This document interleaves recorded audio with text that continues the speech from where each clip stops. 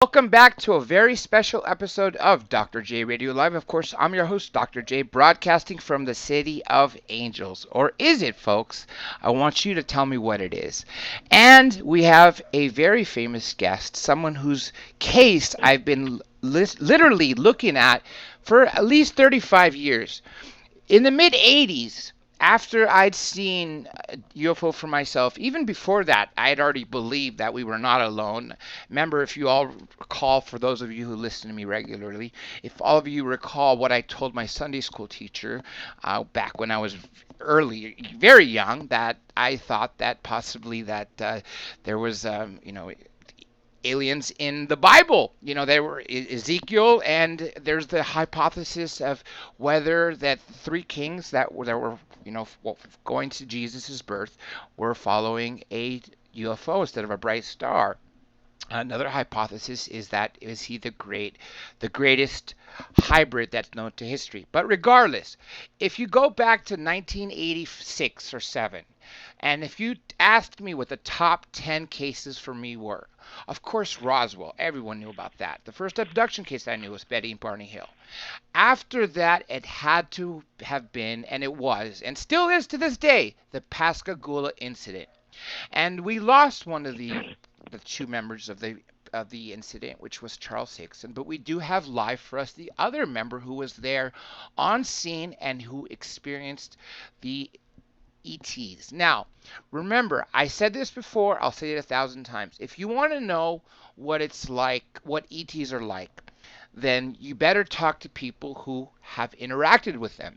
People have had contacts with them, people have been abducted by them, because that's how you're going to know what they look like, what they feel like, what they smell like, if they talk, or how they, what their inside of the ships look like. All those details can be told by people who were taken. So, with that being said, I want to introduce the one and only Mr. Calvin Parker. Calvin, welcome to the show. Thank you, and thank y'all for having me. Oh, the pleasure is all mine, and it's all ours. That's for damn sure. Now, let me bring you back to October 11th, 1973. Set the scene for us before the incident started to unravel. What were you doing with Charles Hickson? My first day at work on a shipyard. Before then, I had been working in the oil field. I was engaged to get married in November, which was the following month. So I wanted a job where I could kind of be home some. I was working 16 hours a day, 7 days a week. And I called Charlie up and asked him for a job. He's a friend of the family's, and we used to all fish together and hang around.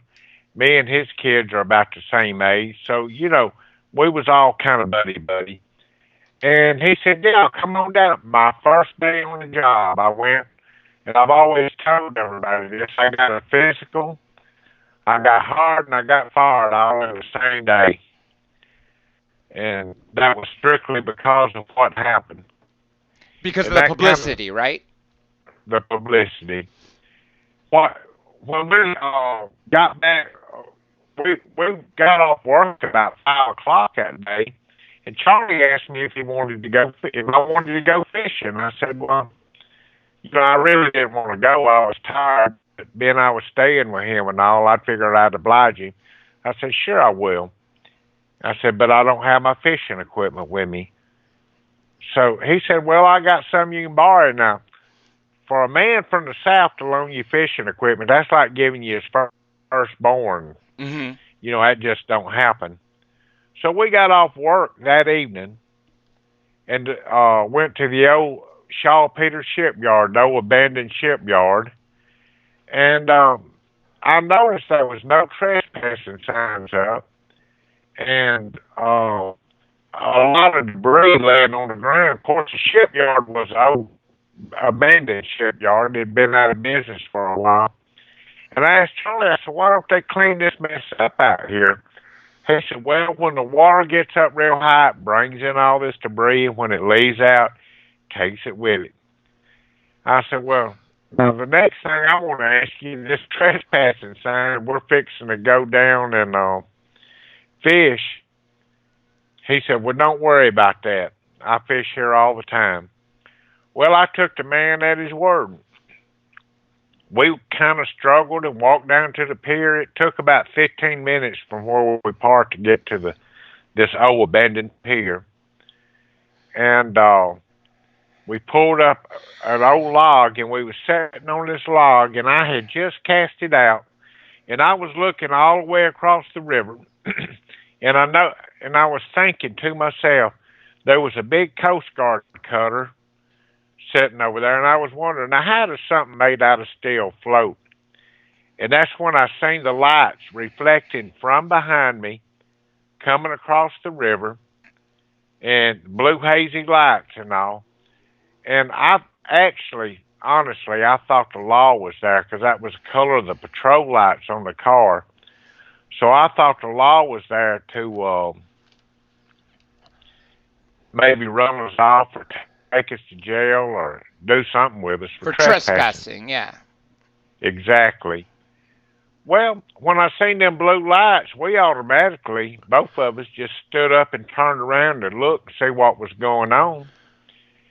And all at one time, there was this bright, one of the brightest lights I've ever seen in my life. Spotlight just shined on us, and it was blinding. I admitted back then I couldn't see through it hardly, and of course Charlie did too. It just blinded us. It was so bright. But by the time we kind of started getting our vision back, there was three bulky-looking creatures just kind of coming toward us, floating toward us. And two of them had got a hold of Charlie, and one got a hold of myself.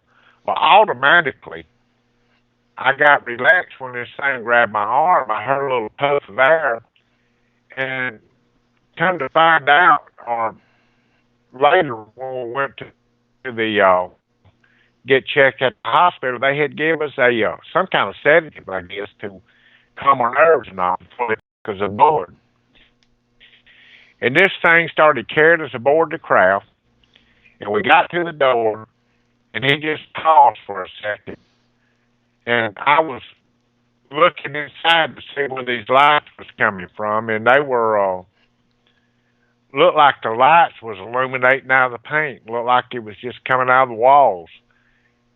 And they took me. Now, I've lost track of Charlie at this time. I could turn my head and I could roll my eyes, but I couldn't move anything else.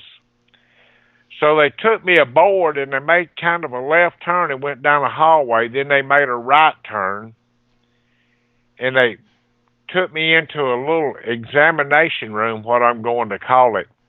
And there was a glass table. And I'm calling it glass. I don't know if it's glass or what it was made of, but it was a table, and it was clear in there. And they laid me on this table, on my back, facing up at the ceiling. Well, out of the ceiling came something about the size of a deck of cards. This thing got down about a foot and a half from my face, and it just started circling my head, and it would click every time it go around. Then it got in front of my head, right up between my eyes, about a foot, and it just shot back up into the ceiling. I didn't see that deal no more. Well, I felt this big bulky creature that brought me in, and I call him the big ugly one, and I always have, because he were ugly. He kind of went over into a corner, and he just shut down. So I assumed he was robotic or something. And he just kind of shut down. But I felt the presence of something. So I rolled my head a little bit and kind of twisted my eyes. Seen this, I'm going to call it a female, female-looking creature that was coming toward me, and she actually looked more human than than this other thing. This other thing looked mechanical to me. Did this female have large eyes, aside from looking human-like? Did she have large eyes and hair? No, sir, she didn't. I've described her kind of one or two times before. She had normal eyes. They was kind of squinty though, a little, probably smaller than normal eyes. And she had ears, nose, mouth. Now, it could have been like a disguise she had on or something. And to be honest, if I was a drink, I told everybody this, if I was drinking in a bar and single man, I probably would ask her for a date. That's just how normal she looked. Do you feel like she was in control of the mechanical giant beasts? Absolutely. And the reason I say that, because when she got through doing what she was going to do, she made a little mumble from the bottom of her throat. Now, she didn't say nothing, but she kind of mumbled. And if anybody that lives in the South has ever been around alligators, during the spring they make a mating call, and you can hear it all over you can hear it for miles out in the swamp and all. And when she made that mating call, he just come alive. And I feel like that she was probably like a doctor and probably had these three other ones with her to do her work, whatever work she needed to be. But you could tell this other one was robotic and kind of mechanical. So when she came out, she had, like I say, eyes, nose, mouth, ears. The only difference I could see was on her hands. When she picked her hands up, she kind of touched me by the cheek a little bit. Her two middle fingers was a little longer than what normal hands would be, and that was the only difference I could really see between her and a human. She grabbed me by the cheek, and she felt, and I didn't feel no feelings or sensations in it, and she kind of rubbed my cheek, kind of like your grandmother would. And I didn't feel no warmth of her skin or anything. Then she took her other hand and she pushed down on my chin, and she ran them two fingers, middle fingers, down my throat behind that little deal that hangs down in the back. I have no idea what they call it. I know what you're talking about, in the back of your throat, right? Yeah, and that thing just kind of hangs down. And she went up behind that with them two fingers. Well, I started choking. My nose started bleeding and all. Well, she all pulled out her hand or fingers automatically. And through mental telepathy, now she didn't say, her mouth didn't move. And this is why I think it was kind of mental telepathy.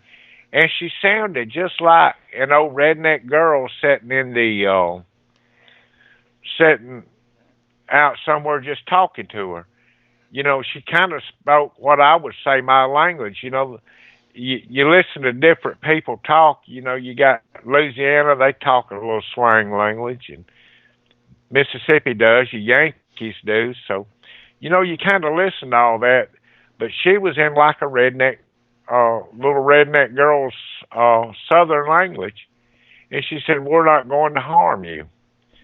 And I thought, well, it's too dang late now for all that. You've already considering you were gagging and bleeding, right? Yeah. And Doug pulled me off a riverbank too. fishing and me hungry and run your finger down my throat. It's too late for all that, But we didn't really, there wasn't nothing we could do about it.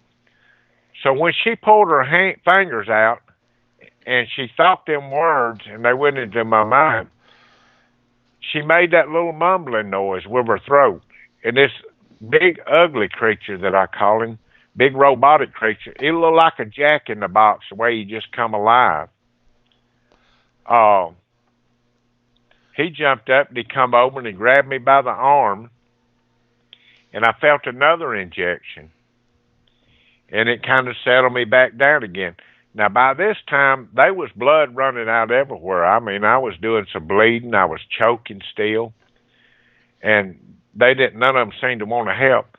But he floated me back out the door, carried me out the door, put me down in almost identically the same spot he picked me up, except I was facing the river. And that's the first time I heard Charlie when I got back. Charlie said, son, you okay? And I just turned around and looked at him, and we both stood up. He was on the ground. I was already standing up. We stood up, and we looked, and this thing picked up off the ground a little ways and just disappeared up into the sky. I mean, just like magic. What when you had these injections, you were bleeding all over the place, as you put it. Do you think that they were now, since we've had Dr. Roger Lear passed away, I believe 6 years ago, in March it'll be. Also, Daryl Sims, the alien hunter. People who deal with um, implants. Do you feel that an implant was placed in you? Well, I've always felt like it was. I didn't know. See, back in, I never heard of aliens or UFOs or even thought about an implant or anything up until this happened. And, but I felt like they had some way of keeping up or tracking or something, but I can't prove that for sure.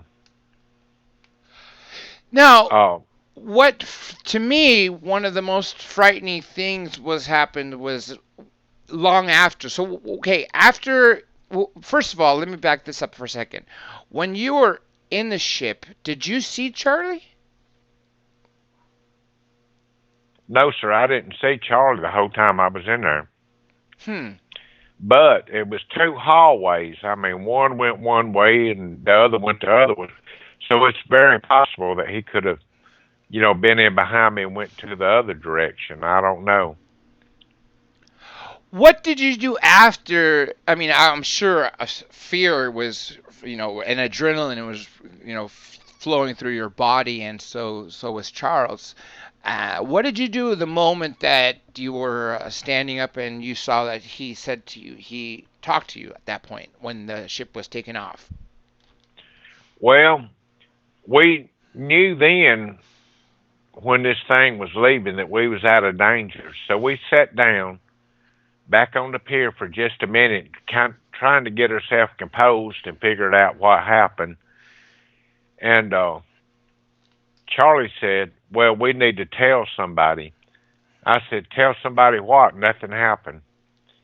And that was the attitude that I took the whole time. I wasn't about to, I wasn't about to go tell anybody, me starting a new job and being young and all, that I had just been abducted by aliens or anything, because people would think you're crazy. That's right. And especially in that era, they would have thrown you in the insane asylum, and you would have gotten the jobs that you were looking for, even though you were sane. exactly. But, I guess Charlie decided after we sat there and talked, we went back up to get in the car. Now, this is the strangest thing. I had the car up until 4 years ago. It was parked out at my brother-in-law's in his field. And I never thought about getting it checked by nobody. But my keys, when I went to get in the door, they just stuck to the car. So it was magnetic. Huh. And the windows on Charlie's side, which was the passenger side facing the craft, had shattered in place. And that was that old safety glass, so it was just in place. And when he opened the door, that window fell out. Wow. There's a question for you before we move along. This is from Nicholas Cashmore. Did you smell anything on board? No, and I tell you why. Anybody that's ever lived down here on the Mississippi Gulf Coast around Pascagoula, it is a fishing industry, and it had a lumber mill here.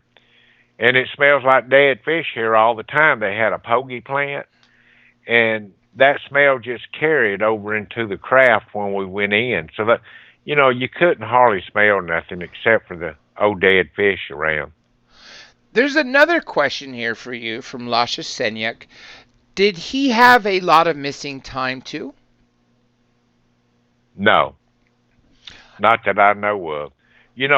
Charlie and I, once we went our separate ways, I really never talked to him again. I didn't want to be around him because I thought he was the one that might have broke the story to the press. Now, this story overnight, we had not just here, local press. We had international. I mean, all over the world, the reporters was reporting this thing, and I didn't want nothing to do with that. I was just no redneck country boy, and I didn't know how to handle the press. Me fixing to get married, and I could see myself going telling my future dad-in-law, "Look, I got abducted by aliens or something." He would have beat me to death. And you were only 18, and he was 42 at this time, right? Yes, sir, that's correct. Charlie, he'd been to North Korea, so he had been in frightening situations, and I never have. The only thing I'd ever done, was walk behind a mule plowing cotton and stuff. So, so it was two different backgrounds there, and so we both handled it in different ways. I chose not to talk about it and not to want to be around it, and I didn't. You know, the first time I told my wife, of course, we got married that following November. The first time I had mentioned this to her, and she had mentioned it to me, was last year when we done the book. And it was really her fault that the book came out, her and Philip Mantles. I didn't want to write the book, not the first one, the second one I did, because I was so well received after the first book came out that, Well, I I got, know even for the 45th anniversary, this was all over the news. yes, sir. It never left the news down here. I agreed. This lady called Rebecca Davis with the city of Pascagoula had got a hold of me, and Charlie had been going up and uh, doing his little book signings and things for them on the anniversary of it. And somehow she tracked me down and asked if I would come. And of course, I had just released that book. This was in September. This was October the 11th that they had the book signing. And I said, sure, if you want to get some books, I'll come up there and sit and talk to the people. She said, well, there's a lot of people that want to hear your story. I want to tell you, these people were very receptive down here, and they wanted to know because they never had heard me. They had heard Charlie's story and all, and they never heard what I had to say or anything, and they wanted to hear what was coming on. There's a couple more questions here for you. This one's hard to answer, if it's even possible to answer. Why did they choose you? I don't know. That's that is the thing, that one of the reasons that I did the book. I hope I could find some kind of reasons. And since then we've had probably 9 witnesses come forth and give their testimony, and that's where the second book come from. Because I wanted to show that it was somebody besides me that seen this. But I have no idea why they chose me. It could have been anybody. Yeah, that's true. Maybe it was wrong place, wrong time. Maybe they, it's a hard question to answer. That's why I said even if you could answer it. You mentioned the 9 witnesses. What did they see, if you could recall that? Yeah, it's all documented. Of course, how this other book come about, it's because of witnesses coming forward. I was going to be happy with one book, and but when I went to make a long story short, Fox News when this first book came out, they wanted to interview me, and under the comments in the interview, somebody says, "Oh, my mother's seen what happened that night. She's always wanted to meet Mr. Parker." I didn't think nothing of it, so Philip Mantle, the publisher of the book, he's like a bloodhound dog. He got after it, got to hunting her down, and he found this woman's daughter and got her phone number to it, and arranged a meeting for us. Her name was Maria Blair, and she was I mean, she's like me. Her husband told her that they seen it together that night, and he said, "You don't want to talk about this. People's gonna think you're crazy. We can't tell nobody." So she's like me. She had been holding it in all this time. Well, I got to talking to her, and then Philip kind of run an ad to see if there's any more witnesses. Now these witnesses, you would think somebody asked me, they just wanted to be in their 15 minutes of fame and come aboard. That's not the case. They didn't ask to come. We kind of more or less Track coerced them. them into coming. They didn't want to talk about it. Hmm. Right. We tracked them down, found them. And a lot of it come from the sheriff department and the police department in Pascagoula took over 50 calls that night that happened of Wow. people seeing things. And that guy, that dispatcher there, he told me not too long ago, well, I ain't never wrote so many narratives in my life when this happened. It is then we had a preacher that was driving across the bridge, a parole officer, Hmm. a policeman, uh, just some regular people, some fishermen. Then the Coast Guard, right after this happened, they got called out to investigate something that was in the water. They went out and they took the morning 500 witnesses that seen something that come through here, and he got their, he interviewed, 500 and wrote it down in the newspaper.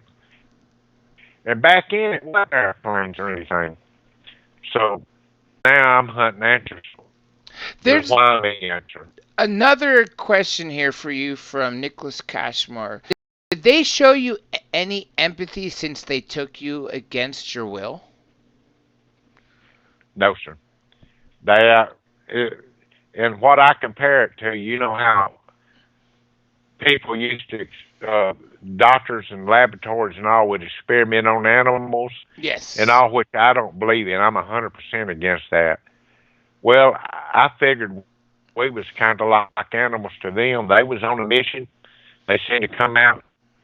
They to come here to do, and that was the end of it. That's why she told you, the feminine ET told you that they won't harm you, right? Right. Essentially.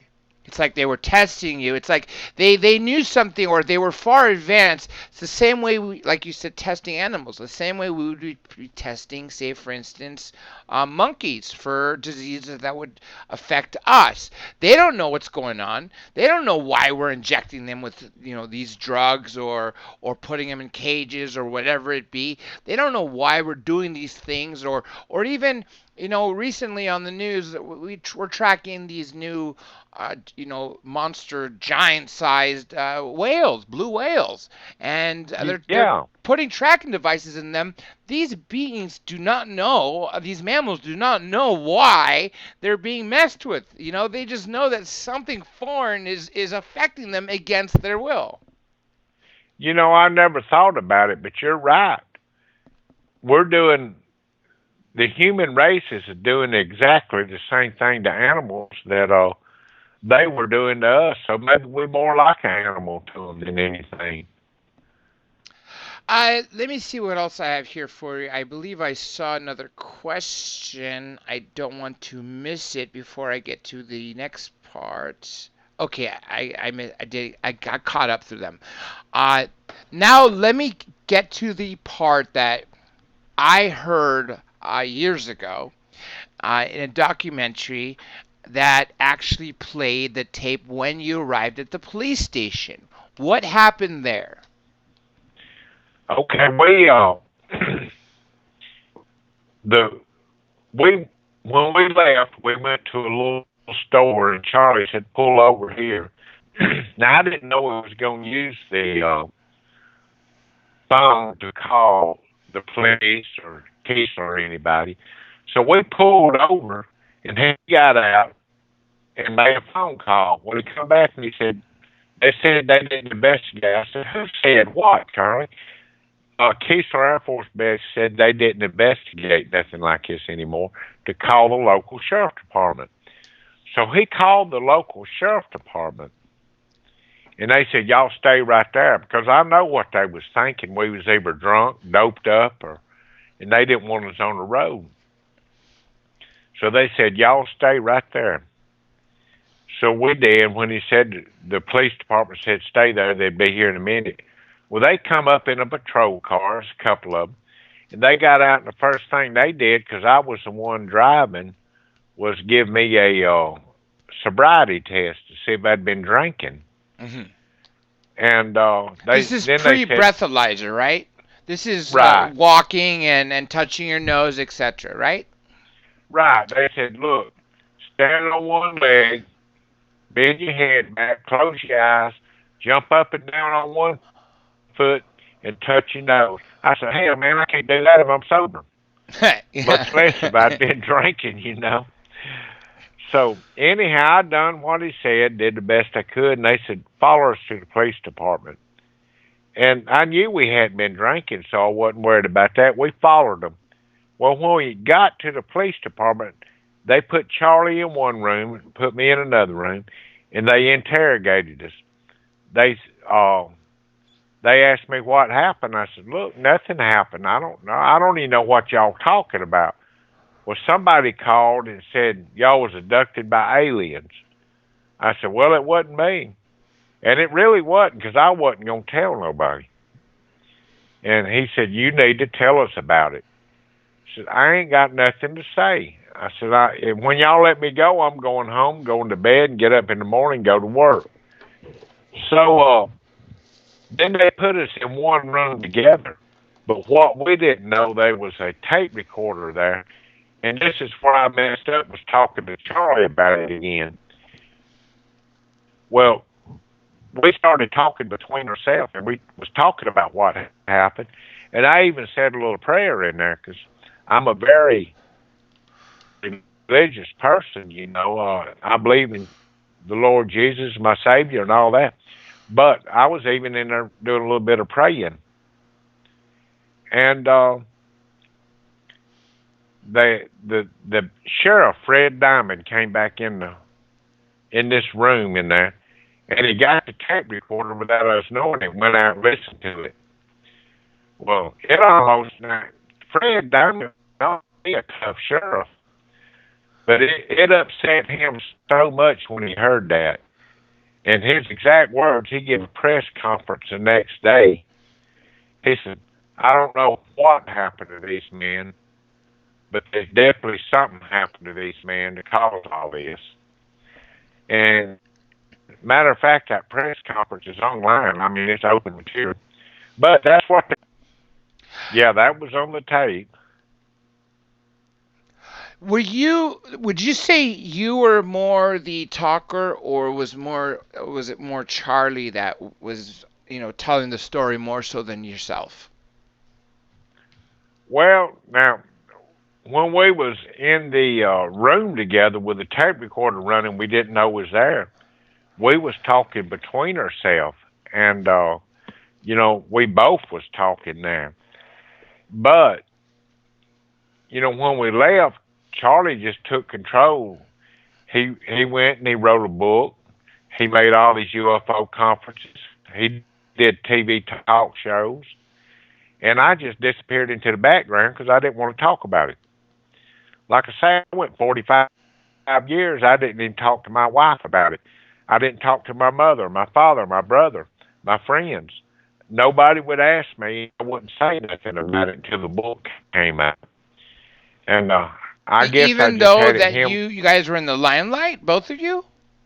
Right. They knew that I didn't want to talk about it because, I had mentioned one time that I didn't want to talk about it, and we just didn't talk about it. And then, they had seen when these news people, TV crews, and the newspapers and all come up to interview me, I turn around and walk away. Matter of fact, it's a picture of me in one of them that the press had where I took the camera away and threw it on the ground, That cost me $500 back then. Now that was back in '73, so that you know, If you count I just didn't want to talk inflation, about yeah, that's a substantial amount today.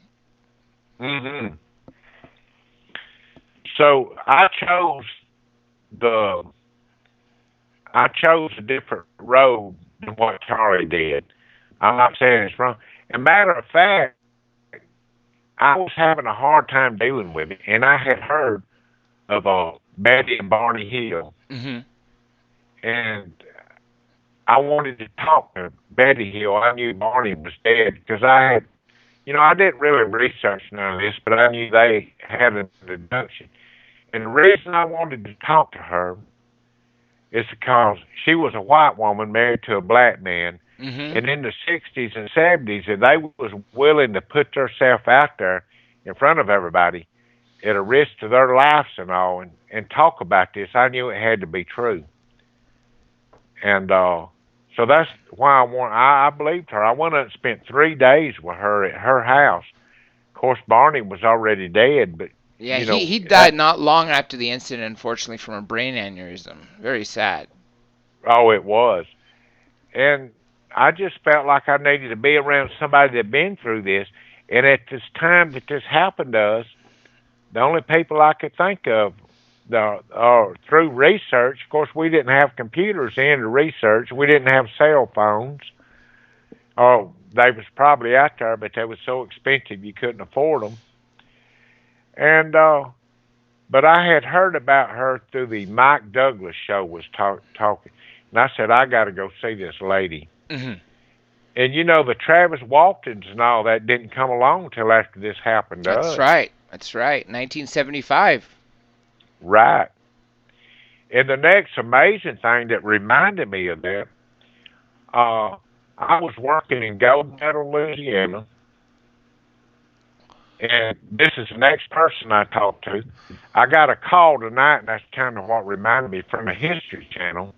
And they asked me if I knew Colonel Jesse Marcel Singer. Yes, yes. I only I, know the junior, but I only got one interview with him, and unfortunately, he too passed away. Now there's the third who's carrying on the story. The reason why I thought talking to Junior was important to me was because he got to feel pieces of the debris that the senior brought home. So you were able to speak oh, to the really? person. Yeah, yeah. So you were able to speak to senior Jesse Marcel Senior, right? The one who went on Oh, scene on Roswell, right? on his deathbed. He didn't die till 1985. Well, while the man was on his deathbed, I was doing a job in Houma, Louisiana, and he was from Terrebonne Parish through there. And they had done an article. They had tracked me down and done a little article in the newspaper. He found out I was there. He sent his nurse, his caregiver, out to find me and track me down and bring me back to talk to me. Now, when I talked to him, I had no idea who the man was. I didn't know about Roswell then. Didn't want to know. But he come in and we sat down, and I felt sorry for him when I see him. The only reason I wanted to talk to him, I said, well, this is just some old crazy man that's up here in bed that needs to get something off his shoulders, so I need to listen to him. I had time, and he told me all about that, and he guaranteed me it was true. So, I actually had the privilege of talking to Colonel Marcel Sr., and that a lot of people would have gave their anything to do that. Yeah, I agree. I would have too. That was one that I obviously had missed because I was only 5 at the time, going on 6, and I knew of the story. And the only thing I ever heard about him directly was the interview that Stanton Friedman did with him on the documentary he made that UFOs are real, which came out I believe in 1978. The interview recorded, I believe, in 73, maybe 74, somewhere near the time around around your experience or after it, but before his deathbed, obviously, because he wasn't on his deathbed. He didn't even look sick. Even he looked older, but not sick in that interview that Stanton Friedman had given him when Yeah. he described the pieces of the craft, that they couldn't be burnt, they couldn't be bent, they couldn't be, they took a sledgehammer to it and nothing. And they were so lightweight as well to that fact. And that's crazy too, because when you look at the technology from say the 40s, right, compared to now, we have so many things now that could, that defy logic if you were able to bring them back to the 40s. And then if you look at, say, just hypothesize what we can have, say, from 50 years to bring to now, it would seem like magic. So to these creatures, we don't know if they're 50 years advanced, 100 years, 500 years, 1,000, a million, a billion for that matter, or are they, for this matter, you mentioned mechanical beings, are they even artificial intelligence? Was that feminine being the actual alien and these monstrous beings, the robotic ones, actually artificial intelligence that were doing their jobs that she led? Well, that I feel like that she led them. I think they were artificial intelligence because it just makes sense to take one person and put three machines with them, especially who knows how far they traveled, how long it took for them to come here and to do this. And, so,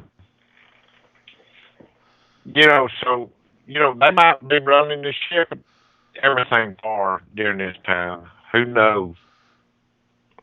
There's two more questions in here for you. Let me get to them. Lasha Senyuk asks, did he ever have any mental communications with them after the abduction? Some people say they do. Did he? Well, I can't really say because, you're going to dream. You're going to have dreams and nightmares and things like that. And they seem so real. So they could have been real and they probably wasn't, though. It's probably just my imagination. Or Because when you get reliving that, it. Yeah, right, reliving the reliving it. emotions too.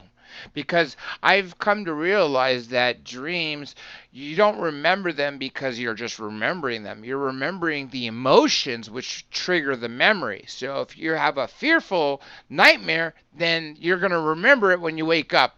Usually within a couple seconds of waking up, you tend to forget things. But the reason why you remember them as you wake up is because, you either very loving, very angry, very fearful, very scared, whatever it be. It's the emotions that you really recall. And I would imagine that carries over into the future, into your dreams later on, as you relive this experience in your dreams, because it's stuck. Grayish looking color, but it was one of them that looked like you could kind of see through it and had the lights in the wall, but you couldn't see light bulbs. And then the table, the examination table, I'm going to say it was glass. It looked like some kind of glass. But that's about all I could tell, except for that thing that came, the deck of cards that came out of the ceiling. They, Uh, some it, people say that they're placed on a table. Others say that it feels like a table, but there's actually nothing there. Did you see what you were placed on, the examination room? well, I thought I seen a glass table, and it might have just been an illusion, Hmm. but it was at an angle, but I couldn't feel nothing up under me. No. Now, how tall were both these beings? The three bulky ones, and then the feminine one inside. I'm 5'9", and they seem to be just about as tall as what I was. The female was maybe a little taller than I was. And what I call the female, I'm not for sure if it was male or female or what it was. I'm not for sure it didn't just disguise itself to look Well, human. that's my other question. Did you feel that she was feminine, or did you just? I mean, is it something that your subconscious said, yes, this is a feminine that you're dealing with, you're interacting with, or was it something that her looks, because like you said, disguising herself. A lot of times, ETs, in many cases, I've studied lots of cases, I've heard lots of people, I've interviewed hundreds, well over 700 people on this topic alone, not including other topics, but just as topics. They talk about the ability to have screen memory, so they could disguise themselves to look like a human being when underneath they're this hideous looking creature. Well, and I've often thought about that. It, I think they have to disguise themselves to look kind of like the environment you're around to keep from scaring the devil out of you.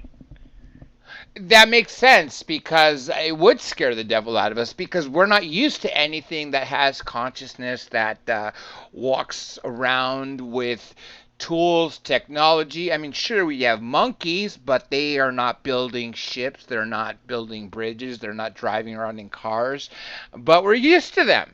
We grew up with that nature, right?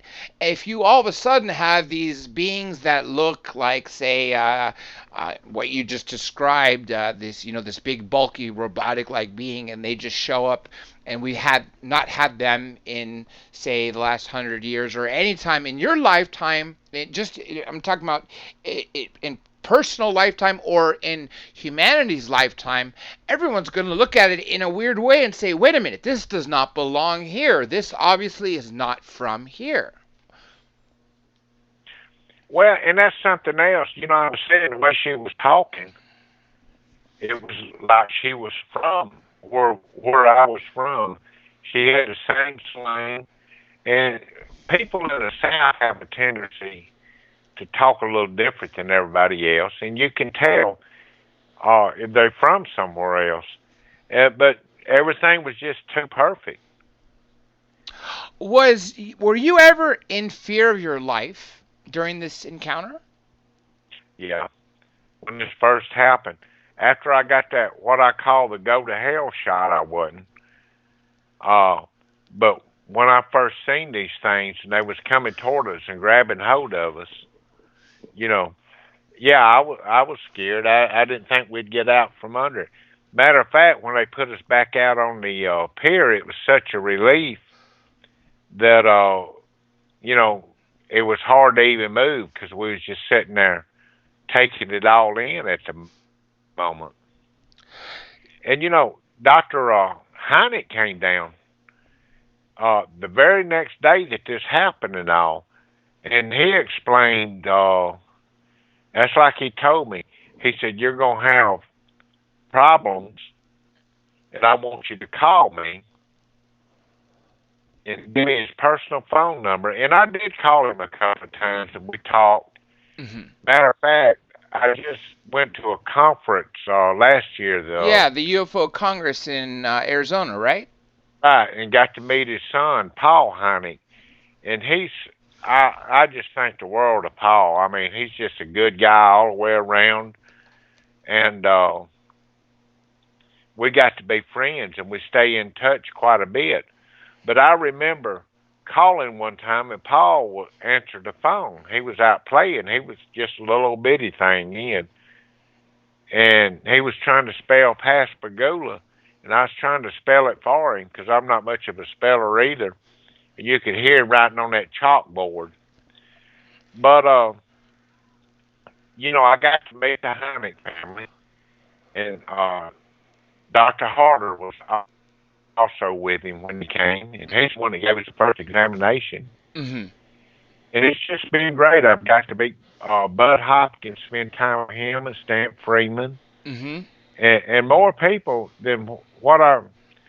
And once I got to thinking about everybody that I met in this field, it's been a many of them, and it's just been something else. And I didn't realize I was meeting people in this field when I was meeting them. How did this change your outlook on life once this happened? because you're a Christian. You are a moral man. You obviously, just like me, were told what our church told us, that God created us, and um, it's basically us. You, as well as I, because I know the children now are taught about exoplanets. When I was in elementary school, there was nothing outside of our solar system. There was no, every star was just a star. Everything else was a gas, or something like that. There were no other planets outside of our solar system. So now we have exoplanets, right? What did this due to your believing at that time, did you start to think that this was from another planet in our solar system, or another solar system outside of ours, or even another galaxy, or even another dimension, or another time? I've always felt like it was from like another dimension. Now that's just feelings. I can't prove that. But the way it changed my life, I was planning on being a preacher, to be honest with you. Well, when all this happened, it just didn't happen. I had to go to work doing manual labor. I worked field. I worked construction. I owned a construction company up until I had a stroke in 2010. Oof. Then I sold it and kind of got out of everything. Retirement. But yeah, it just brought my whole life or changed it. I wouldn't.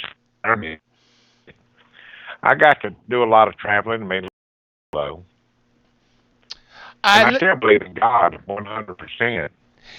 I'm glad you mentioned that, because I don't know if you ever heard of Clifford Stone. You ever talk to him? No, sir. Clifford Stone was in the U.S. Army, and he was a telepath. He was the person that would go on scene when there was a crash and retrieval. That way, all the telepathy, the communications would go to him, and he would communicate them verbally to the other people that were on the part of the team, right? So he had dealt with I don't know how many, maybe a dozen or so crash and retrieval sites.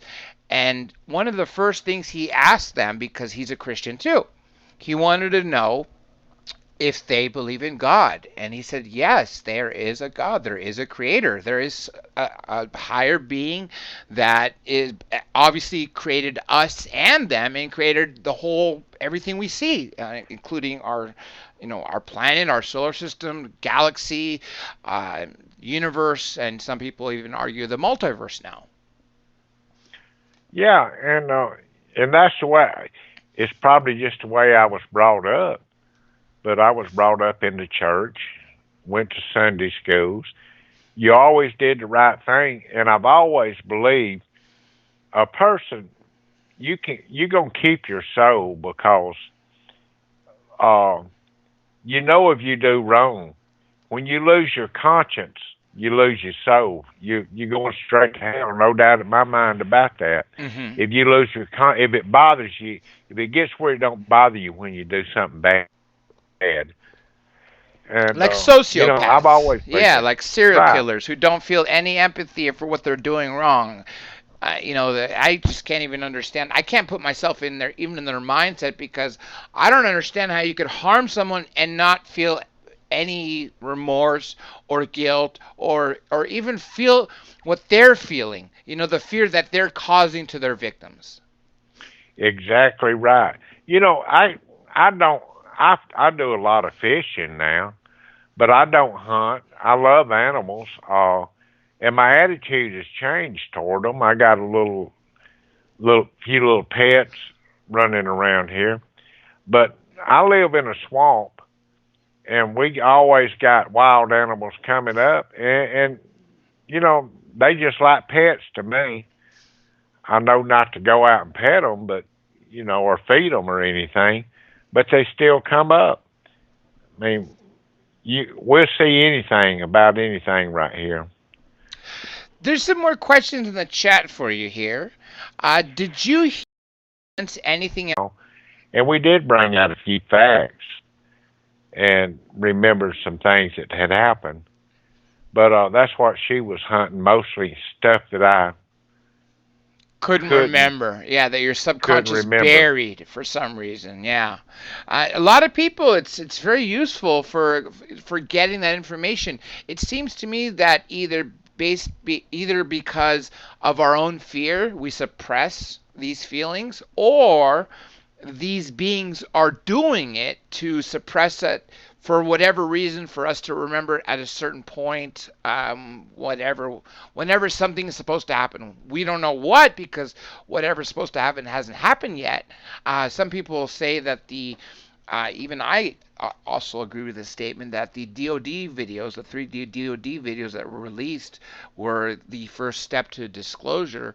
Other people are saying the new Space Force is a next step towards disclosure, but I've also heard the other side, which is, well, there never will be sort of a disclosure, nor will there be a landing on the White House lawn. It has to be sort of like we have to get there in order for us to interact them on a cosmic level. Once we're a spacefaring world, a spacefaring, uh, you know, yeah, globe. Once we're able to terraform and go to other planets easily, not just the moon and back a couple times, but literally, having settlements on Mars and maybe Jupiter's moons, etc. That's when essentially some people are told that we will have the full interaction that we're supposed to have. But apparently there's a cosmic law that they're not supposed to mess with us on a macro level, on basically on a huge level. Individually, sure, some people have even been brought to life. I know Preston Dennett has done some research. He's even written a book about UFO healing. So, for instance, this one woman was sailing in the Pacific Ocean, and there was bad high seas, and her boat capsized, and she was drowning. And next thing she remembers is that there was a bright light, and she saw this giant face in front of her. And next thing, her memory went blank, and she was on shore. She doesn't remember how she got there. She doesn't know how her boat even got there.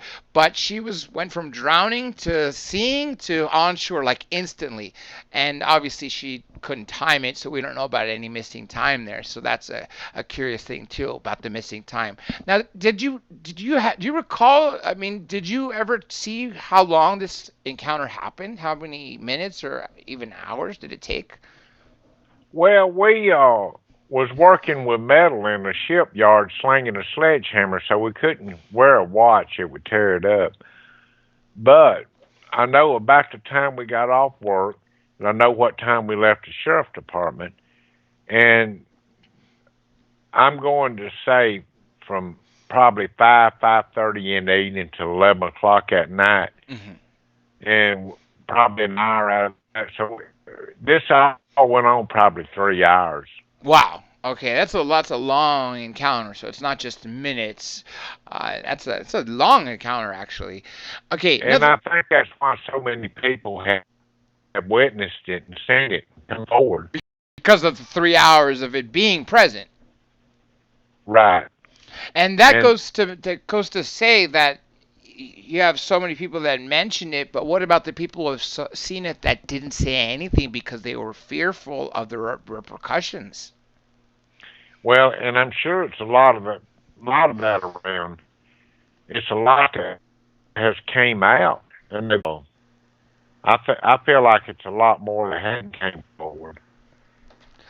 There's another question for you here. How did you know you? And it's like a crime scene.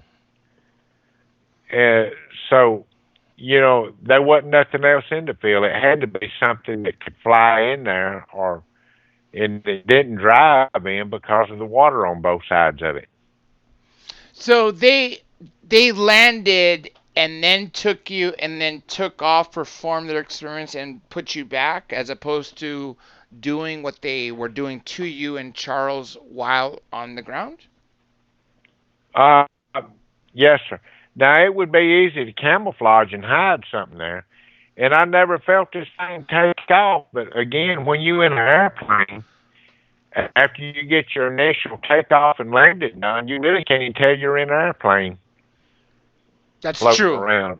That's true. And even in skydiving, the same thing. You would think that you have that, falling, that sense of falling, but once you reach terminal velocity after the first few seconds, you're not. If you wouldn't know you're falling Right. aside if unless you're looking at the ground and watching it grow bigger, literally seeing the world like a magnifying glass, just enhanced. Yeah. And another thing everybody needs to remember, a lot of them, the eyewitness accounts said that it was went back into the water and stuff. Now I don't know if we went into the air or the water. I know when it took off it left. But we have water right here where this is 100 foot deep. It's possible they could have just kind of went under the water for a minute and kept us in there and done what they was going to do, then came back out. I That's the reason I'm into this right now. I'm still hunting answers myself. There's a lot of this stuff I can't answer, and I'm not going to let my imagination take over and try to figure out what did happen because I just like feeling things.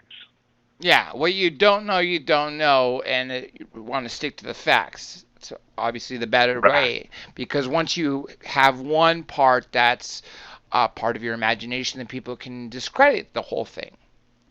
Yeah, and that's one of the big deals when I went to do the first book.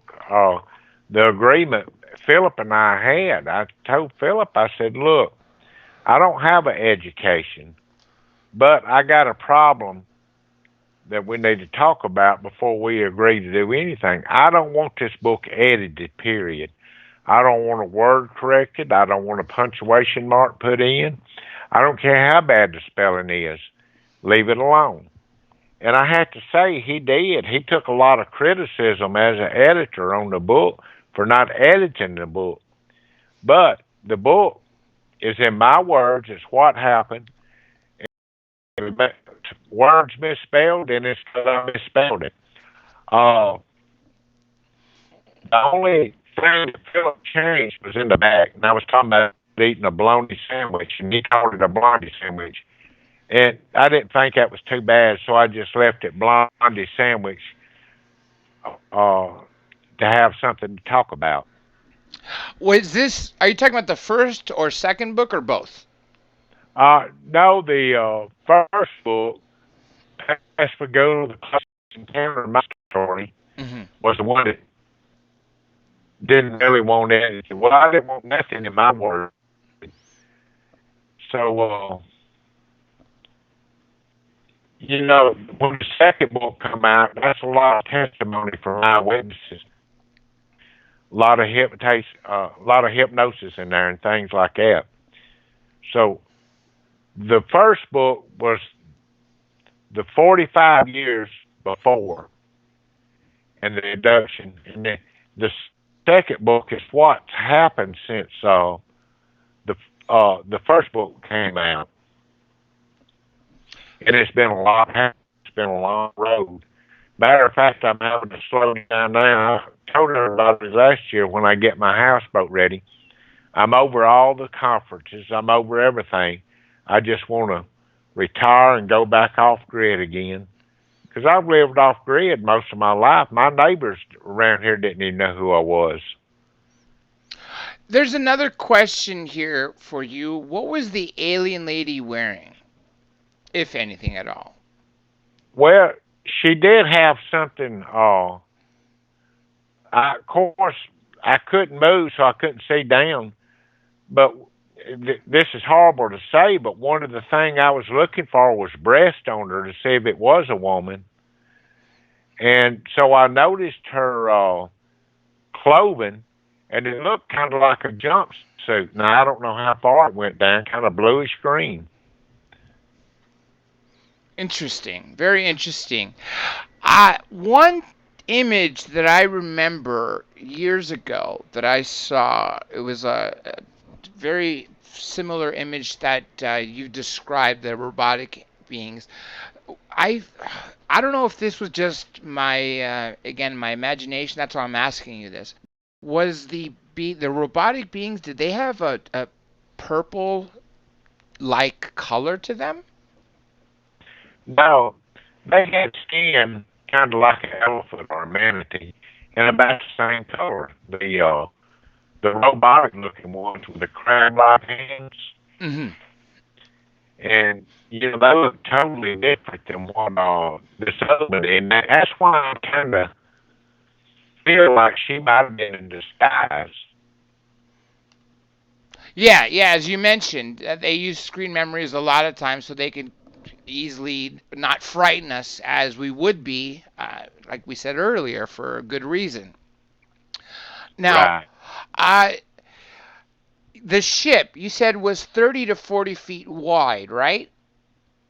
Yes, sir, about that. Oval shaped? Uh it was hard to tell exactly. I'm gonna say oval shaped like a football, if that's oval shape. It wasn't like a flying saucer. It looked more like a football shape to me. How tall would you say it was, as far the not the width but the height? If I walk in, the ceilings was probably 10 foot high. Hmm. So I don't know how high that would put the ship on the outside. Did it appear smaller from the outside than when you went inside? It did. It was hard to see because of the lights. Were the lights emanating from the actual body of the craft, or if you want to call it the skin of the craft, or did they actually have like fixtures that had light? No, it was coming out of the skin. Now the blue hazy lights was on the outside. The real bright uh, light was coming from the inside and illuminating out, and it was just like a spotlight. The best I could tell. Now, a lot of people who have been taken usually have are taken again, followed up. Have you ever had another incident, or was this an isolated incident for you? Well, it was one more, and it came out through Bud Hopkins. I had in 1993. Hmm.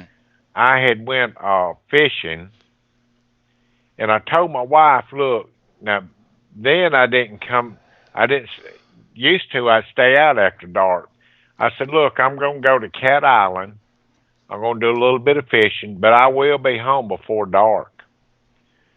So I went out to the island, and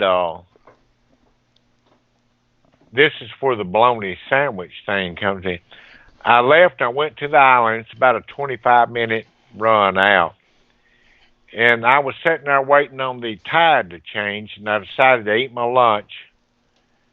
And the next thing I remember, now this was 11 o'clock at day, it was 3 o'clock in the morning before I got back to my truck. So I had all this missing time. And this is where Bud Hopkins come in. Well, I had this missing time, and when I got back home, that was bothering me. And I told a friend about it. Well, this friend was actually a reporter that had started years ago trying to get a story, and I never would give him one. But he knew about abduction cases and UFO investigators, or whatever they call themselves now. And he said, look, I know a guy that has a book on missing time, wrote a book on it. We need to go talk to him. We need to go see him. I said, well, let's go. And we was in Bay St. Louis, Mississippi, and Bud Hopkins was speaking at a conference in Tampa, Florida. Hmm. So a little 12-hour drive, and you're there. But we caught a plane, flew on down, and I told him when we got there, I said, "Now, I don't want to go in and see him. I don't want to be around these people or anything. Just go tell, just go ask him for me and see if he wants." But Bud happened to know about my case and remember who I was. He said, "I want to talk to him. Here's the key to my motel room. Y'all go there. I'll be there in just a little bit." And sure enough, he showed up. Well, this is where Bud hypnotized me, and he asked me. He said, "Well, this was the first time." He said, "Will it be okay if I hypnotize you?" I said, "Well, I don't care, but let me tell you something. I've been to Las Vegas and I've seen these floor shows, Bud, where they make them jump up and down and do stupid things and put crazy stuff in their head." I said, "I got a ball bat in the trunk of my car. I'm going to hand it to my buddy. And if you put anything stupid in my head, he's going to beat you to death with it. And then he's going to leave and hand me the bat when I come to." Well, he went ahead and hypnotized me under the conditions that this guy and his wife and one of his friends would stay in there. Matter of fact, Debbie, let's see, what's her name? She had an incident, and she was down there with Bud at the conference. But anyhow, he hypnotized me, and come to find out, through all this hypnosis, and I didn't realize, I didn't think I was ever hypnotized, to be honest with you. It just so happened when I was getting ready to do the book, I had mentioned to Philip Mantle. I said, "Look, He's the I met publicist, Bud." right? Right, he's the publisher in the UK. And I said, I talked to a guy named Bud Hopkins, and he tried to hypnotize me, but I don't guess it do any good. He said, "Oh, Bud's dead now. He was a friend of mine, but I know where I can get a copy of them tapes if he did. Dr. Jacobs." So he said, "I need your permission to get a copy of that tape." I said, "I don't think it's going to be one." But it was. He got a hold of Dr. Jacobs. Dr. Jacobs got a hold of me and asked if he could give him the tape. And it's original cassette tape from 1993. Well, he sent it straight to Philip. Philip got in there and started whatever they do to it, listening to it and writing it down. Then he had it transferred to a CD. Well, he sent it to me. Well, I was in the process of writing a book right then. And I got it and I listened to it for just a minute. And I got up and I went and told my wife, I said, that crazy guy that wanted to hypnotize me, he did hypnotize me. It's all black and white right here. And sure enough, Bud had hypnotized me. But he put a post-hypnotic suggestion in my head that I wouldn't remember this until time to remember it.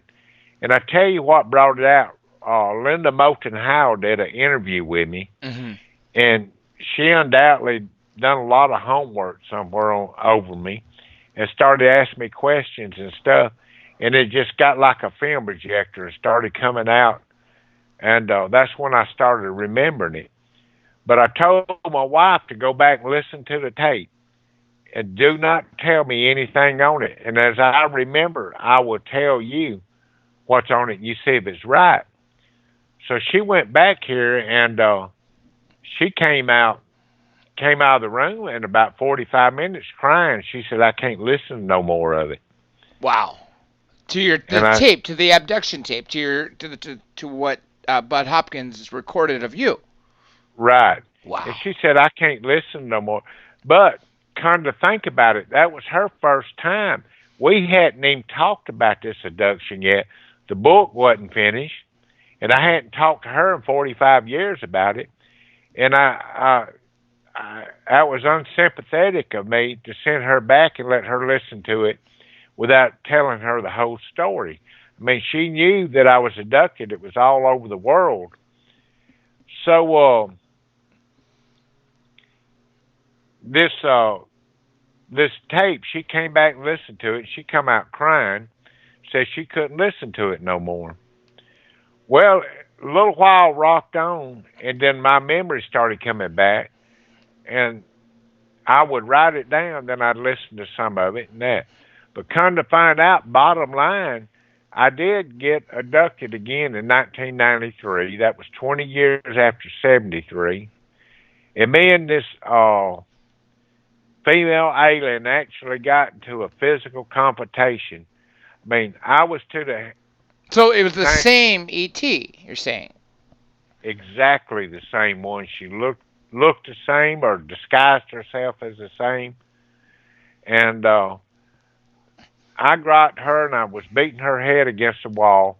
There was black blood coming out of her ears and all that. I guess I was paying her back. But I had my own mind made up that this time I'm going to have evidence. I'm going to have proof. And if I could have found the door, I would have had my arms wrapped around her neck and jumped out the door. Yeah. She would have been with me, and I'd had her in my hands. Both of us dead, probably, but that would have been fine with me because I was getting sick of it by then. But that's when Bud hypnotized me when this all started coming out. And then later, Kathleen Martin, I think that's her last Yeah, name. it is. Yeah, Betty I Hill's met niece. Yeah. right. I met her at UFO Congress, and we got to talking, and she was telling me about her degree in forensic science and all this, and professional. And she is very professional. Oh yes, very sweet too. Very nice lady. She She actually is. just recently came out about her own abduction. She didn't talk about it for years because she wanted to keep the credibility about Betty and Barney Hill's case. But recently, I believe in the last 1 or 2 years, she finally wrote about her own personal uh, time being taken. Yeah, and I've spent a lot of time with her. She's never talked to me about that. We've talked about the Hill case, her aunt and uncle, but she's never talked to me about her personal abduction. She's actually came to my house and stayed with me and my wife for a little while. Got a motel here in Pascagoula, and we went to her room, and that's where she did her hypnosis session. And I spent a lot of time with her. And she had me 3 hours under, and every bit of it's in the new book. We put it in there. What So, else happened aside from you grabbing this lady's neck or the female's alien's neck and bashing it, getting that black blood? Do you recall anything else from that incident that she did to oh yeah, you? Were the other robotic beings there as well? yeah. The other one was there, and of course he wasn't active right then. He was still over in his little stupid corner. But she actually got a hold of me, and I had physical marks where she clawed me in the eyes, and scratched my face and all that. Ooh. And I was still beating on her. My intentions was to kill her if I could. Yeah. So anyhow, when that was over, she managed, I guess, to get that big robotic creature up. He came over and grabbed me by the arm, and he threw my ass out the door. Now, where were you taken when this happened? Uh, in the Mississippi Gulf Coast, there's a little island called Cat Island, And you were by and yourself, right? When you told your wife you were going out fishing and be back by dark? right. But when I came back, I looked like I'd been in a bar room fight, and I didn't even go in bar rooms back in. Nowadays, I'll drink a beer with somebody watching a ball game or something, but back in, I didn't hang in the bars or nothing. But it looked like somebody had beat the living daylights out of me. And that was a combination of the lady fighting back with the claw marks, the scratching on you, and I'm assuming the robotic being Right, that got you off of her, right? exactly right. And it was just a bad experience. But since then, I hadn't heard nothing from them. And I think what had happened, she had it like what they call a tracker or something, or an implant. Hmm. And her full intentions was to get it out or to work on it or something. And I think she got it out because she was doing the same thing, trying to run her fingers down my throat. And Ah. you get tired of that bull every now and then after a while. And I don't care how good natured you are, sooner or later you're gonna fight. You're gonna snap, that's right. And that's exactly what I did. And In both cases, the 73 and the 93, it was 73 the first one, right? 73, October 11th. Now, in both cases, did the female alien ever come outside the ship, or was she only inside? She was only inside. And the sad part about it, I had her DNA on my shirt, but back then they didn't do DNA tests. Yeah. I remember the in '93. We actually it was mid to late '90s when they started with blood DNA, or even later than that. Now Right. we have what's called touch DNA, and that's been around for probably about a decade. But yeah, '93 we were still on fingerprints. I would have give anything if I'd saved that shirt. And instead of using it, throwing it in the trash at the house when I got there. That's a question I wrote down that I meant to ask you. A topic I completely blew by. Your clothes. What did you do to your clothes after the first incident? Because I remember hearing about what you did, and I want you to tell the audience. When we got back to the apartment, I was concerned about having some kind of bacterial infection or radiation and stuff, but I couldn't seem to get anybody's attention on it. So, other than make somebody else sick, I went into the bathroom. I pulled all my clothes off, my shoes, everything I had on, and I put it in a paper bag. I didn't have plastic bags back in. And I rolled it up, and I got into the shower, and I took a gallon of bleach and poured over the top of my head and rubbed it in. And took a shower, washed it off. Then I put on some clean clothes. And I took these out into the dumpster and threw them away. Did you do that with the second? Or no, the second you didn't because you said you were still wearing that shirt, which is why you were hoping you still had the DNA, right? Right. Yeah, I remember coming home, and it got pretty chilly uh, coming home, so I wasn't about to throw my clothes away. But I would have give anything. Oh, you talking about evidence now to have that shirt. But see, back then you didn't think about nothing of it. Think nothing about holding evidence or anything like that. Well, especially in the moment, you wouldn't be thinking of that as well. You're thinking about how the hell No. do I get out of this? What can I do to this woman or this ET to leave so I can go back to my wife? Yeah. Well, like I say, my intentions was to bring her with me. If I had found a way to get out of that ship on my own, her little skinny neck would have been wrapped between my arms, and we would have dove out and drowned it together. Can you describe what the doors look like? Did they open like ours with hinges or sliding doors or some new technology that we're unaware of? I'm assuming they slid. I've never seen one swing in there.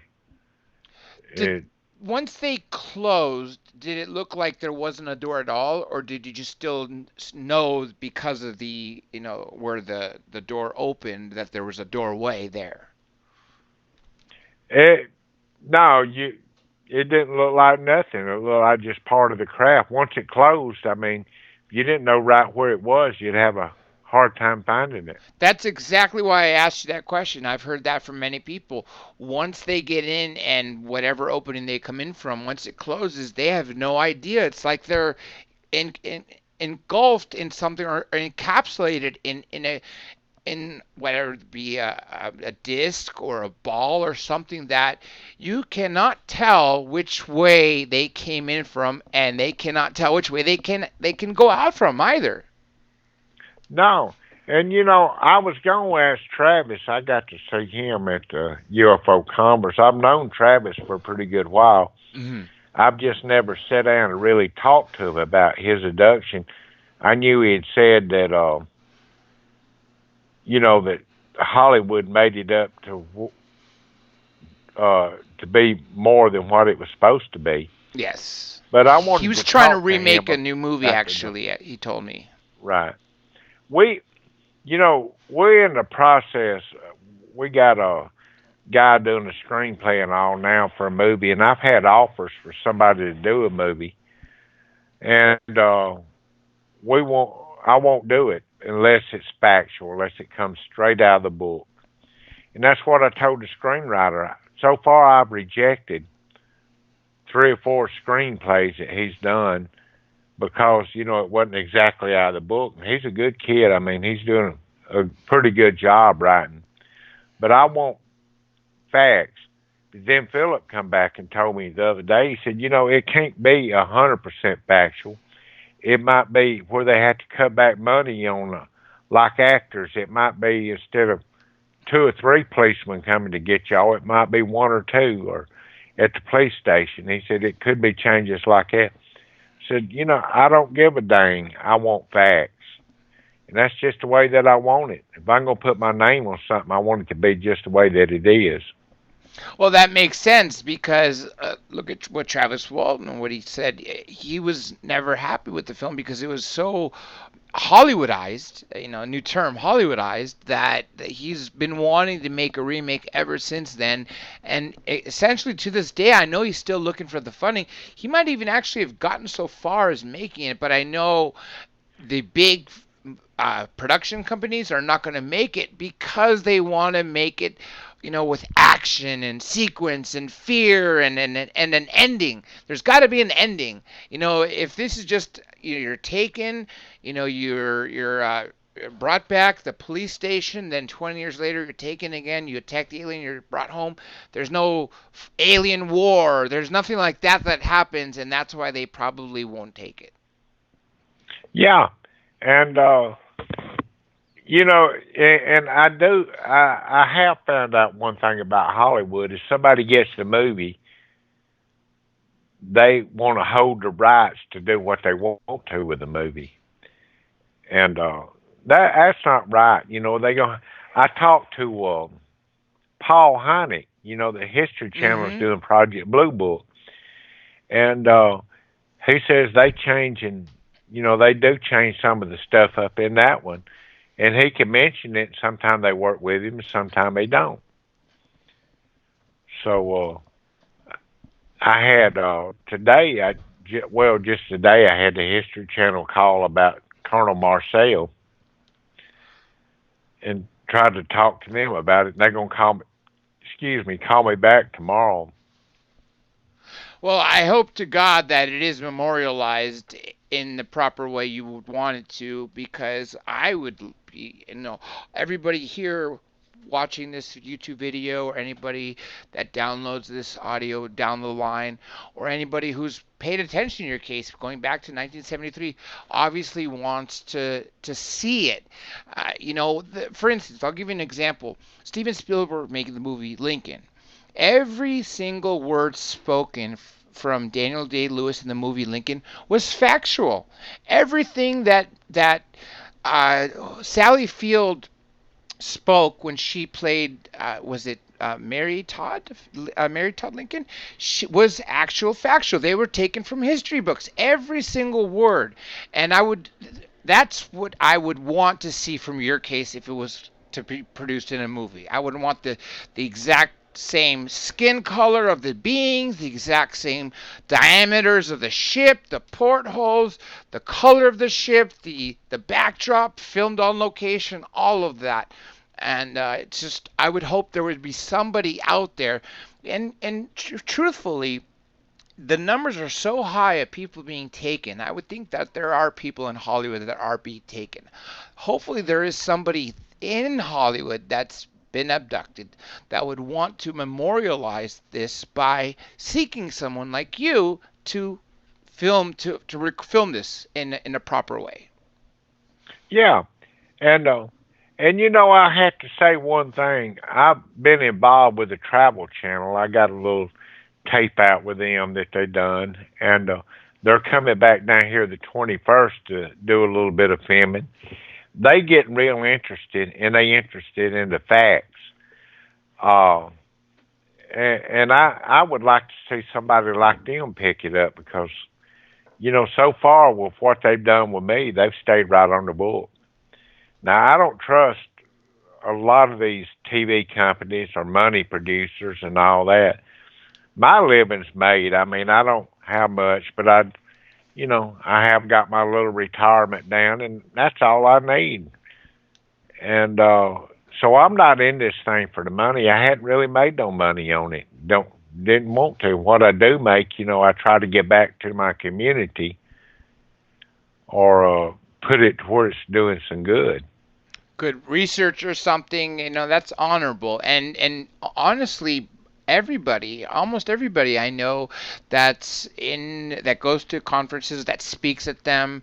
I mean, even Stanton Friedman, or Dr. Roger Lear, he had a good career as a podiatrist, but when he started doing implants, he died penniless, and that's just because people are doing it for looking for answers, not for the money.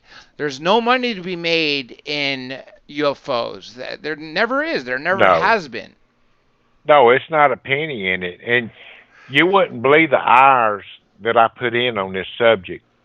And don't make money and the time that I go to these I mean, at the conferences, they'll pay you a little bit of expense money and just a touch to kind of cover your expenses there, buy you a plane ticket. And a couple Most of the hundred time, dollars in a hotel. That's yeah, about it. Yeah. I take my wife with me most of the time. I go to talk to people to get the answers, to find out what's going on with everybody else. And I devoted my life to this. For the first year, I was kind of under contract in a way to do it because I didn't have a written contract with Philip or anything, but I had a verbal contract. I said, I will promote this book if you'll publish it Hmm. and get it out. And he did. So I'm going to promote it for a year. This year, I was planning on retiring in October, not making another conference or doing nothing else. But then this second book came out. I'm going to make one conference this year, and that's that one in Oregon, one I hadn't done, that mimic. I'll think of the name of it in a minute. But I talked to the fellows yesterday, and they seem like they just have a lot of fun there and talk and very serious about things. So I'm going to that conference this year in May, and that's the only one Contact I'm in going the to do. desert here in California. No, this is in Oregon. The Mimic UFO Festival or something like that. Mm. Okay. Let's see. Another request I have for you here. Let me read this for you. This is from Frankie Zomboy. Can you put the tapes on YouTube or where people can hear the tapes from your abduction, your hypnosis? Uh, I would be, I would be glad to. I mean, they documented in the book, but Philip has got the actual tapes, and I'd have to get permission from him being the publisher of the book and all, before I do something like that. Manuel Silva asks, "What is the most scariest experience you've ever had Besides the abduction, within the abductions it was that last one when you were because I fighting?" had when I was fighting, because I had made up my mind that it was either me or her, that somehow I was going to bring her out.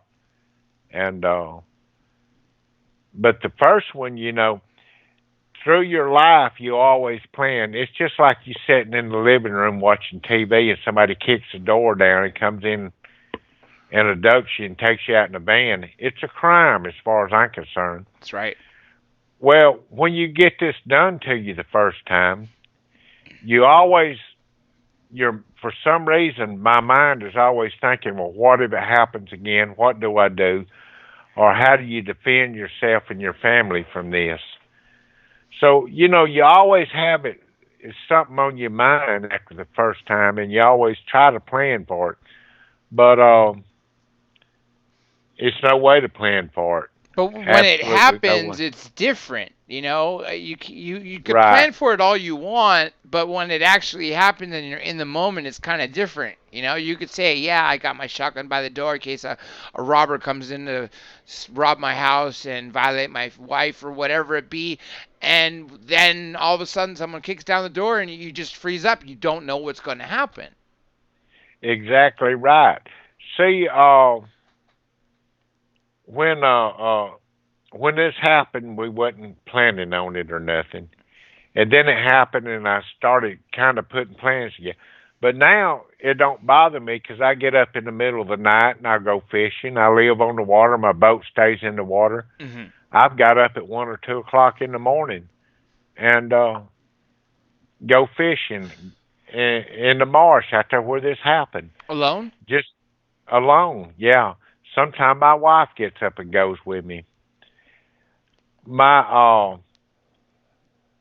Pascagoula was doing a raffle to raise money for schools or something. They said, "Well, can we raffle off a fishing trip with you?" I said, "Yeah." Well, they raised a lot of money on the raffle, but the people that won the trip wouldn't go because They they were were scared to scared? go with. Yes, sir. That's everybody. uh, Here's so another question for you. This is from Lasha.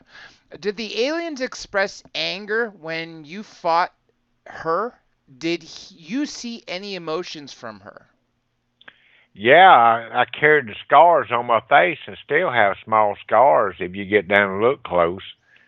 No, I mean, I mean her emotions.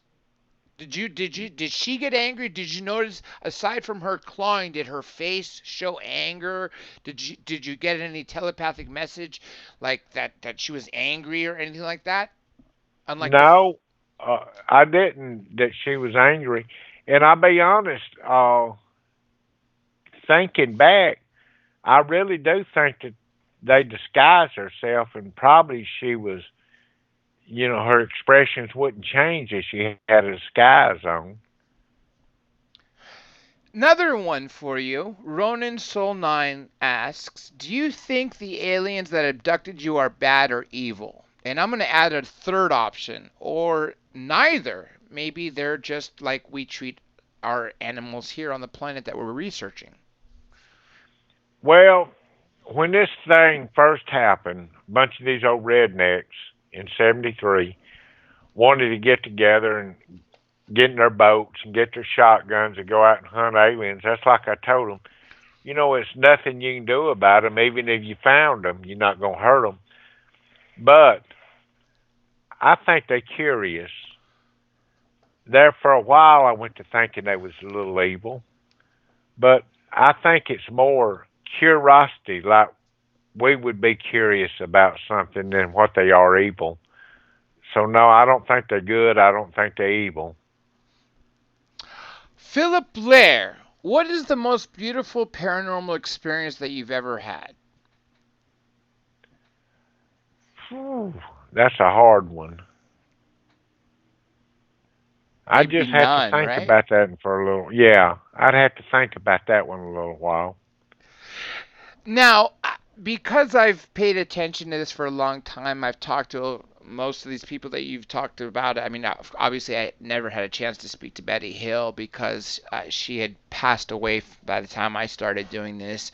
And same thing with J. Allen Hynek and even Jesse Marcel Sr., but the others that you mentioned, for instance, Kathleen Martin or Travis Walton, and Linda Moulton Howe, all friends of mine, been on the show, etc. And I've learned that most of the people that are taken, ETs usually take people in familial lines. So usually, if your parents are taken, chances are you'll be taken, as will your children will be taken. Do you know if your parents were taken or if your kids were taken? I've asked them, and they said no. And my daughter won't even talk about it. So and if she had been, she would tell me. So no, I don't think they have. Now I don't know the reason. Now Linda Moulton Howe seems to think my father worked for the Atomic Energy Commission out at Groom Lake, Oh, yeah. Area 51. 51, yeah.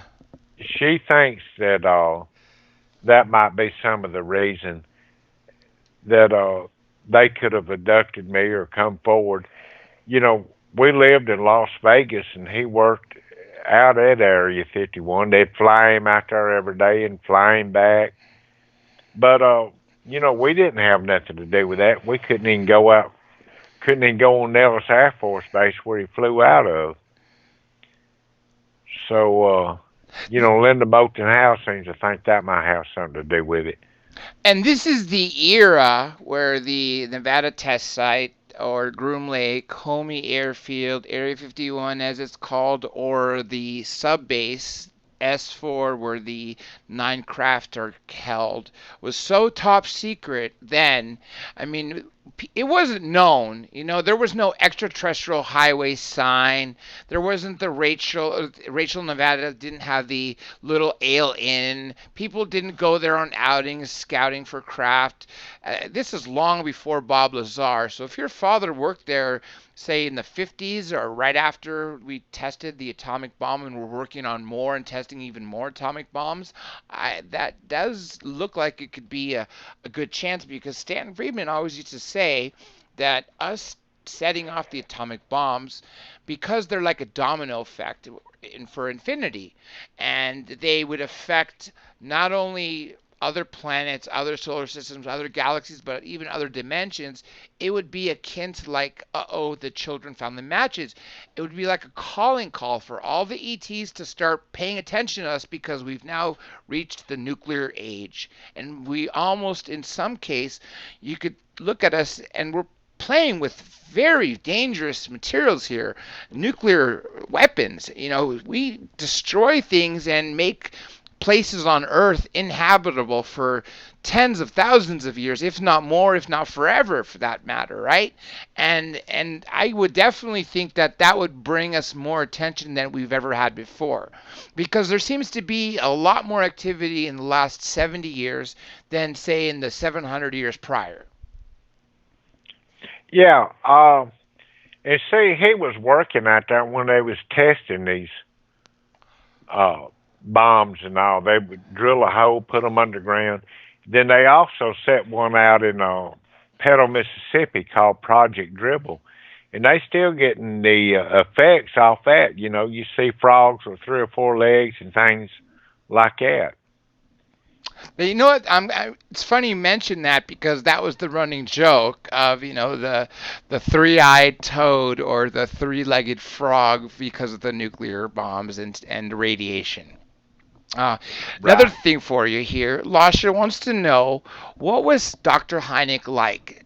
Did he want to help you, or did he seem more of an army guy? No, Dr. Hynek was really serious about what he done. And I even went as far as asking his son, I said, when he talked to you or scolded you sometime, did he sit there and prop his chin on his hand and just stare at you and not say a word? And that's what I got a lot. But he seemed like he wanted to help more than he wanted to, more than he wanted to be an army guy, dead serious about things. Well, two things I love about Dr. J. Allen Hynek. First of all, that's why I chose, because my middle name is Andy, and because I have a doctorate, that's why I chose Dr. J. Andy Elias as a nod to Dr. J. Allen Hynek. The other thing that I really, really liked about him was he was brought in to debunk everything. Not only did he become a believer, he became such a proponent. The more he dug, the more he realized people weren't crazy. They weren't, he was forced to make up things like swamp gas, you know, crap that really was, for the Army's explanation to explain it away, but really he knew something more was going on. Right. And, I don't think it was a doubt in his mind. And that whole family is a family of geniuses. I mean, for his children on down, they used to get in the backyard and build working jet engines that would work and things like that.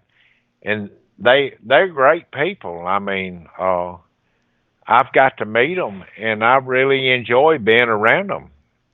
And especially Paul, he gives one of the best lectures of anybody I've ever seen, or best speeches of anybody I've seen. And matter of fact, I got an email from him right here. I was thought about inviting him come on here with us, but I hadn't talked to you yet about it. Oh, yes. You know what? Next time I would love to have the both of you on. That would be great to hear, you and him talk together about it.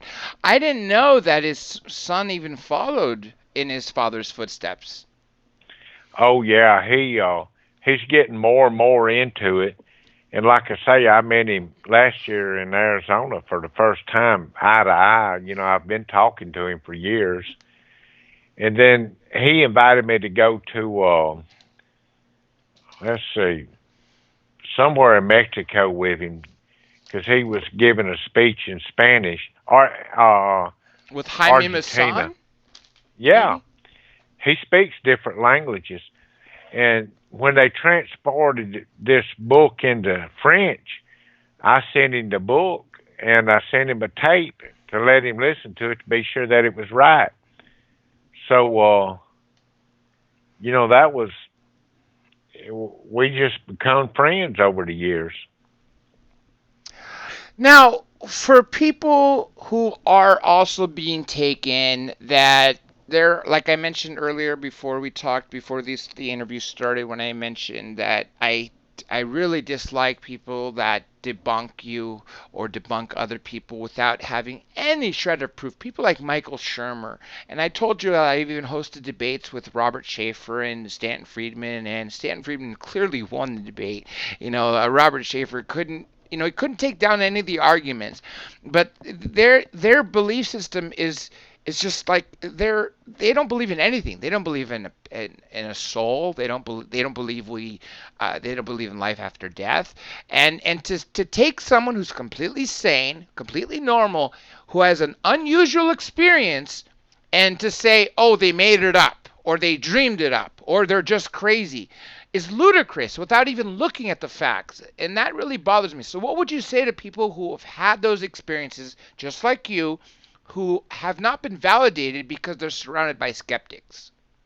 What can you offer them Well, for advice? I found out the best thing you can do. I had a run in with Philip Class, and I really handled it wrong because Charlie asked me to go to New Orleans with him. He was going to be on a TV show, and he wanted me to meet Philip Class. He said he's a big scientist and all that. Well, Philip was running Charlie down bad when we was there. He wasn't saying too much about me. Well, I got tired of hearing it. We was eating. I threw the chair across the table and told him I was fixing to rip his head off and all that. Told him a lot more and got us thrown out of the restaurant that we were in. But I handled that all wrong. The best thing, just not pay him attention. I Since this book's came out and I do a lot of these news media things and all, somebody say something, I just chalk out somebody out of place. I just chalk it up their ignorance and go on about my thing. I don't let it bother me any. I'm sure you heard Travis Walton, what he said about Philip Glass, that saying that Travis Walton says that, well, when Philip Glass was alive, at least Philip Glass can kiss my blank. I'm sure you heard that, right? Yeah. Yeah. Actually, when we get off the air, I'll tell you what I told him. And Yeah, I'd love to hear it. That's for I darn can't sure. tell it right now. Now, let's just say hypothetically, I'm taken tomorrow. I've never been taken, not that I know of at least. I'm taken tomorrow. What would you tell me that I could put in my mind that could prepare me, if there is anything that could prepare me for an abduction? Well, you can't never be prepared. It's kind of like I said, like somebody kicking your door down and coming in your house. But what you need to do, until we get the evidence out there, and good hard evidence, and it's documented. Everybody carries a phone around with them today. They can take pictures and all. Hmm. I'd say document everything that we can, and one day somebody's going to pull the proof, and that's going to open up a whole brand new ball game then. Well, we're actually going towards that direction. First of all, you know, there's not very many places that are not photographed, even whether it be through satellites, through smartphones, or just surveillance cameras. My father had a stroke. We bought him a camera that we could watch from our phone remotely, and it was just a Yeah. couple $100. I mean, these things are so cheap. 30 years ago to put a camera in a restaurant, that was expensive equipment. You had to watch it in the back room, in the cash room, with the monitor.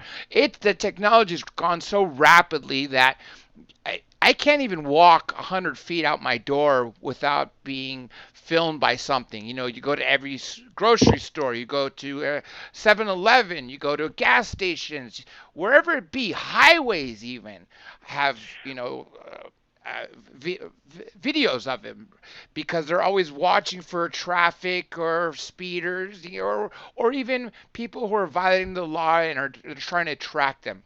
The point is, like you said, documentation is the key because we are getting close to there. I'm sure you heard of Blink 182, the artist Tom DeLonge. He left the band. It was a top band. I mean, he was pulling millions of dollars. He left it to study UFOs. And he started To the Stars Academy, and he was instrumental in getting these three DoD films uh, released from the DoD. And on top of that, recently, Linda Moulton Howe, she sold him a piece of metal that Art Bell received about 15, 20 years ago, that he received anonymously from somebody who said that it was ET metal. And she sold it to him to be tested. And he went on CNN and he made the rounds with all the other, national media and even international media, saying that has proof of actual ET metal. But that's just the beginning. Wait till we start seeing the beings themselves, or actually when we get to see a tour of the Roswell craft or whatever it be. That's when I think we'll finally have the real answers. The answers are coming out. Like you say, I was talking about it the other day.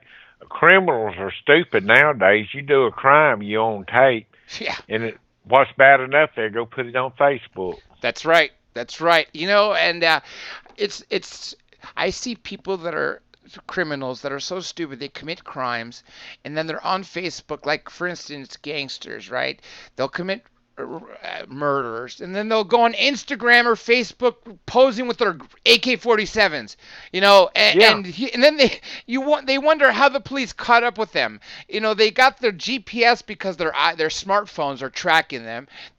Social media is showing off these illegal guns. Nobody can have an AK-47 in the United States at all, and of course, someone's dead, and so it just boggles my mind how criminals can be that stupid these days. It's not like 50 years ago where you can do something and get away with it.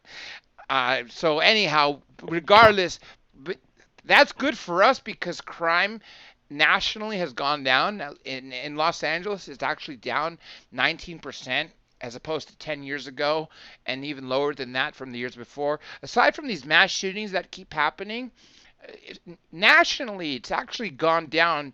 I think because people have finally realized they're going to get caught. I would hope it would be because of the moral reason that they wouldn't do it because they don't want to hurt people, which is why I wouldn't commit a crime like that. But I think they're just not doing it because of that reason. They don't want to get caught and spend, life in prison, a walking death sentence, as they say, life without parole. yeah. Regardless, back to the proof. I think it's just a matter of decades. I think, if it's not in your lifetime or my lifetime, our children's lifetimes, they'll probably know far more than us. And if not, then they're our grandchildren. And by that time, I truly believe we'll be on the level where, we'll be each of one of us will be interacting with them. These will be in textbooks in schools, and we might not even have textbooks. They'll be like iPads essentially. Yeah, it's coming one day. As much of it that's going on, it's going to get out. Now, let me thank you, and I want to tell you to stay on air afterwards. I want to thank you, Alfred, as well. Let me ask you two things. First of all, if you have a final statement for everybody, what would it be? And the second thing, where can people buy your books, and do you have a website? I do have a website. It's under. All you got to do is Google Calvin Parker. The first book is at Amazon. Well, they are both are. Pascagoula, The Closest Encounter, My Story, Calvin Parker. And the next book is The Story Continues. Pascagoula, The Story Continues. And every one of them's at Amazon. And with that being said, what other final statement would you say to anybody out there who's going to experience this? Well, documentation. I That that I that's agree about with all that. I can say. Basically the one, that's the one word that's going to get us there. With that being said, everybody, thank you for joining us tonight, and I truly hope you all appreciate this man's story because he's had really a tremendous story that I followed for 35 plus years. I mean, this, like I said, this was one of the top 5, top 10 cases that I've always paid attention to. And learning of the second abduction, to me, this is brand new. The first part, all the questions I was asking were rhetorical questions. I was asking them because I wanted him to tell you folks out there, because I paid attention to his story. I've listened to many interviews. I've paid attention to Charles Hickson's stories. I've seen his interviews before he passed away. A lot of it. But this second abduction is something that, to me, rings so much more because it falls in line with a lot of what other researchers are saying, that they are being taken again down the line. And with that being said, folks, you know my social media. Everything is under the same name. It's all Dr. J Radio Live, DRJ Radio Live, the website, drjradiolive.com. Instagram, Facebook, Twitter, social media, I mean, not social media, Minds, Flickr, Tumblr, whatever you could think of. Use Minds, by the way. It's an uncensored, open source social media like Facebook that pays you in cryptocurrency. And with that being said, pay attention because Thursday I may have a guest from the UK, and because to accommodate his time, it may have to be earlier than that. With that being said, folks, this is Dr. J along with Calvin Parker, and we are officially signing off.